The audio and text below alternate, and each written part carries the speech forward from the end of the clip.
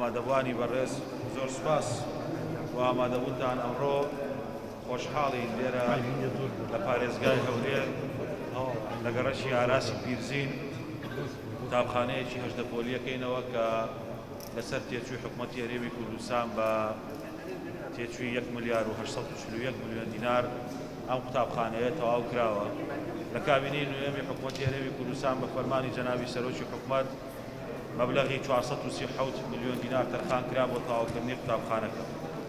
ئەم قوتابخانەیە 55 هەمین قوتابخانەیە لە هەرێمی کوردستان کە لە کابینەی نوێ کەوتوتە بواری خزمەتەوە بە گوێرەی ئەو پلانەی کە لە کابینەی نوێمی حکوومەتی هەرێمی کوردستان دانراوە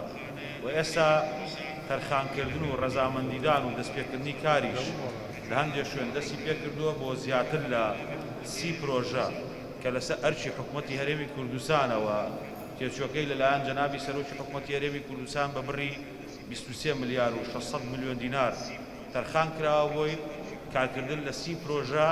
بەردەوام ببێ و دەست پێکاتەوە جگەل لەو 55 قوتابخانەیە کە لە کابینەی نوێمی حکوومەتی هەرێمی کوردستان تەواو کرا و پلانی ئەوەشمان هەیە بۆ ساڵی 2022 جەنابی سەرۆکی حکوومەتی هەرێمی کوردستان تەرخانێکی دیکەش بکە بۆ تەواوکردنی قوتابخانە و هەروەها دروستکردنی قوتابخانەی نوێ بە کۆی گشتی ئەو بەرنامەی کە دانراوە لە کابینەی نوێمی حکوومەتی هەرێمی کوردستان دەتوانین چه ئەو قوتابخانانەی حکوومەتی هەرێم دروستیانەکە و چه ئەوانەشی کە لەلایەن کەسانی بەخشەر و کەسانی خێرخوازەوە دروستەکرێن و پێشکەشی وەزارەتی پەروەردەکرێن بگەنە زیاتر لە 100 قوتابخانە لە هەرێمی کوردستان کە زیاتر لە شوێنی قوتابیان کە جێگایان ببێتەوە نزیکی 95,000 تا 100,000 قوتابی لەم کابینەیە توانین بڵێن بە تەواوکردنی کۆی قوتابخانەکان کە ژمارەیان دەبێتە 100 قوتابخانە تا کۆتایی کابینە نزیکی 95,000 تا 100,000 قوتابی شوێنی نوێیان بۆ دابینێت. ئێمە دەزانین پێداویستیەکانمان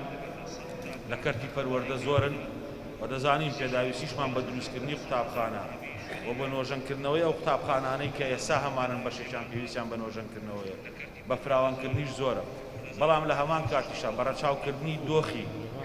2 ساڵ و 7 مانگی ڕابردووی کابینەی نوێمی حکوومەتی هەرێمی کوردستان لە ڕووی قەیرانی دارایی کە لە ماوەی ڕابردوو زۆر توند بوو لەسەرمان و هەروەها لە ڕووی پەتای کۆرۆناش کە کاریگەری و لێکەوتەی لەسەر تەواوی کایەکانی ژیان هەبوو بە پرۆژەکانیشەوە 55 قوتابخانەی نوێ کەوتووەتە بواری خزمەتەوە کە هەر قوتابخانەیەک ئەگەر بە شێوازێکی گشتی حسابیکەی نزیکی 1000 قوتابی لێی سوودمەند دەبێت. ومێدوانەوەیە لەگەڵ تەواوبوونی هەموو پرۆژەکان بتوانین بارسوچێکی دیکە بێنینەکایەوە لەوەی کە پۆلەکانی خوێندن ئەو قەرەباڵغیان نەبێت کە بەهۆی ڕاوەسانی پرۆژەکان لە ساڵانی ڕابردوو تووشی هات. من دەوێت لێرە سوپاسی برای بەڕێز جەنابی پارێزگاری هەولێر بکەم کە و هەروەها تیمی ئەندازێ قوتابخانەکانیش لە پارێزگای هەولێر کە پاڵپشتێکی تەواوی وەزارەتی پەروەردەن و بۆ کەرتی پەروەردە درێغی ناکەن هەموو جهودێکیان کردووە سەرباری ئەو پرۆژانەی کە لە پرۆژەی وەزارەتی پەروەردەن و لەسەر بودجەی وەزارەتی پەروەردە تەواو بن پارێزگاری هەولێر و جەنابی پارێزگار بۆ خۆشی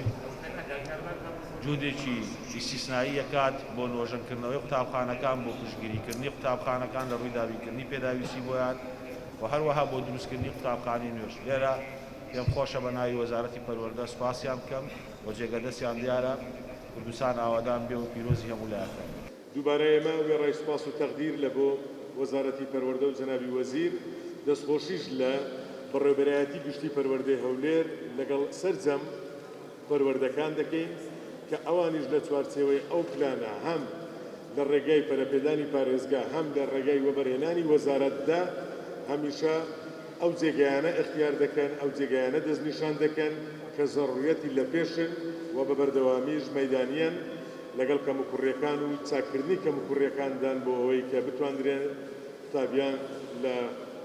ناوەندەکانی خوێندن بە باشترین شێوە خزمەتیان بکرێت. دووبارە لە هەمولایەک پیرۆز بێتن و بە تایبەتیش دڵخۆشین کە یەکێک لە ئامۆژگاریەکانی جەنابی سەرۆکی حکوومەت بە بەردەوامی ئەوەیە ئەو سنوور و جوگرافیانەی کە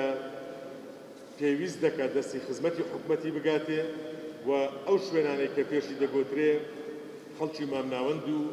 هەژار نشین خزمەتی پێوە بکرێتن. گەڕەکی ئاراس لە پیرزین و کۆمەلگای پیرزین یەکێکە لەو جێگایانەی دەمانەوێت بە باشترین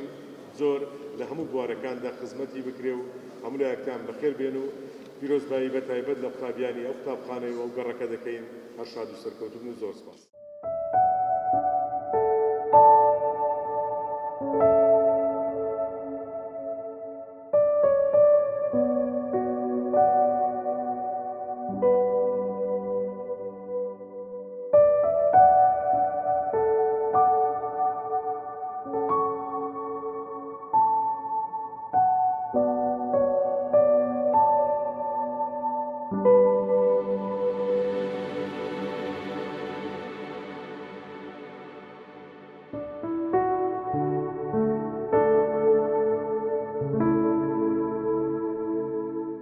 ئەم قوتابخانەیەش لە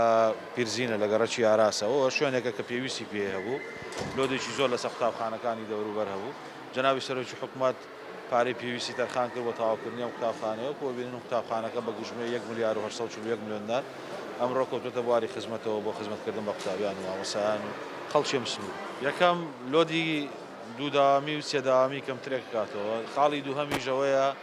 کە قەرەباڵغی ناو ژوورەکان کەمترە کاتەوە و بە دڵنیایی ئەوەش تاسیری لەسەر کوالەتی خوێندن هەیە و ژینگەیەکی گونجاوتر باشتر بۆ قوتابیان دابینەکەن.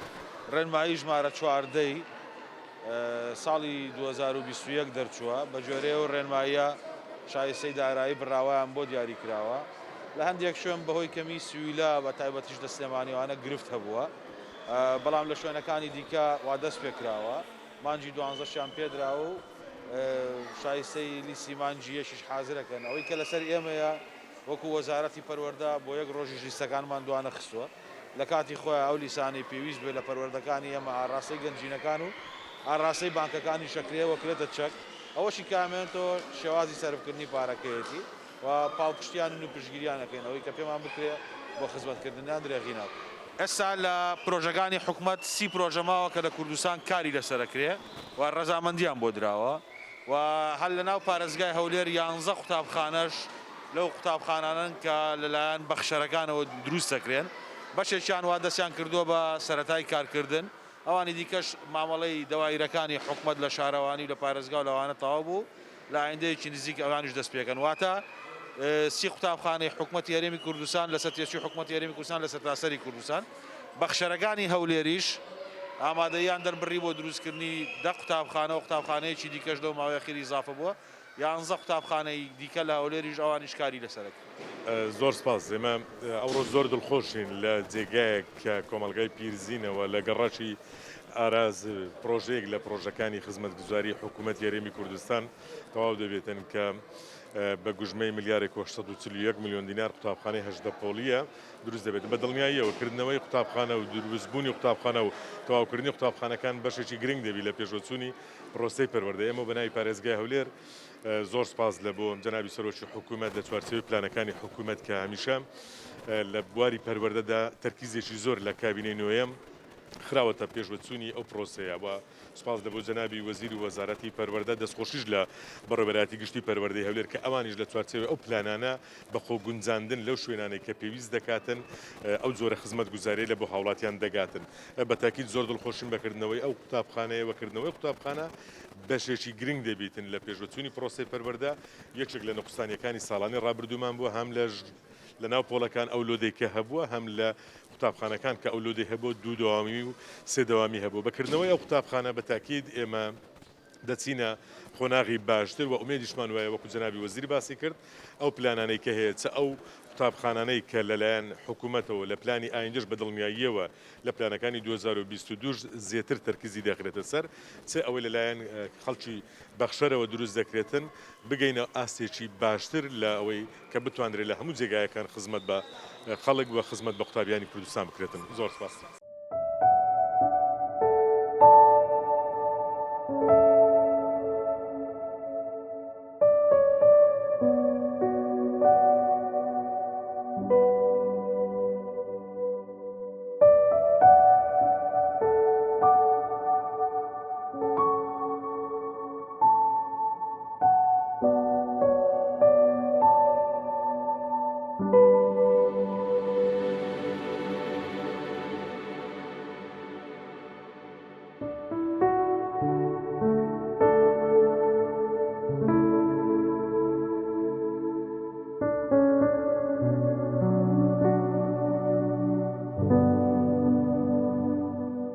بەناوی خی گەورە میهرەبان بەخێر هاتن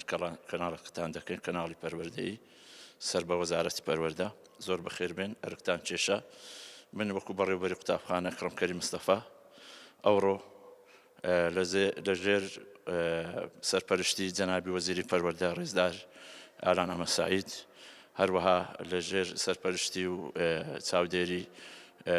پارێزگاری هەولێر دکتۆر ئومێد خۆشناو و بەڕێوەبەری پەروەردە و سەرپەرشتیاران و هەروەها بەرپرسانی ناوچەکە قوتابخانەکەمان کردەوە قوتابخانەکەمان پێکاتووە لە 18 پۆل لە گەڕەشی ئاراسا لە شارۆچکەی پیرزین بەڕاستی ئەو گەڕەکە پێشتریش قوتابێکی زۆری هەیە لە قوتابخانەکانی پیرزین دەوام دەکەن ئێستاش بەکردنەوەی ئەو قوتابخانە بەڕاستی زەختێکی زۆر لەسەر کۆمەلگای پیرزین کەم دەکاتەوە قوتابیانی گەڕەکی ئاراس و شیاوستی هەمویان دەگوازرێنەوە ئەو قوتابخانە ئینشاءڵڵا بە خێر و خۆشی وەکو پەروەردە و وەکو فێرکردن وەکو ئامانجی وەزارەتی پەروەردە ئامانجەکانی دێتە دی لێرە ئێمەش وەکو بەڕێوەبەر و ستافی مامۆستایان و یاریدەدەر و خزمەتی قوتابی جگەرگۆشتەکانمان دەکەین لەو ناوچەیە ئەو قوتابخانە تقریباً 5-6 ساڵ پێش ئێستا دروست کرابوو بەس لەبەر قەیرانی دارایی و شەڕی داعش و مەسەلەن هەندێک زروف هاتە پێشەوە تەواو نەکرا بەڵام لەسەر ڕاستپاردەی جەنابی سەرۆکی حکوومەت قوتابخانەکان ئەوانەی کە 170 تەواو بووبوون یەکێکە لە قوتابخانە کە قوتابخانەی ساندی بنەڕەتی ئێرە تەواو کرایە و جەنابی وەزیری شەوڵەکی زۆریدا بەڕاستی لەگە جەنابی سەرۆکی حکوومەت و بەڕێوەبەری گشتی و هەروەها بەرپرسانی پەروەردەیی زۆر سپاسیان دەکەین زۆر بەخێر بن سەرچاوم